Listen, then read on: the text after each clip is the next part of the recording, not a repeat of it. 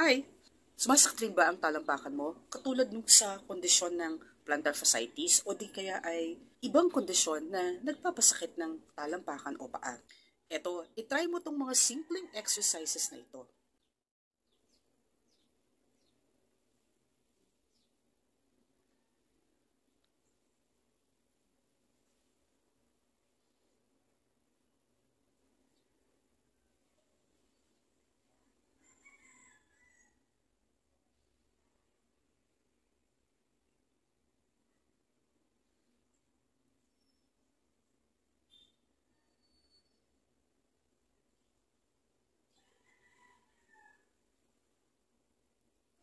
Nakakatulong ang mga simpleng exercises na to para sa recovery ng inyong paa.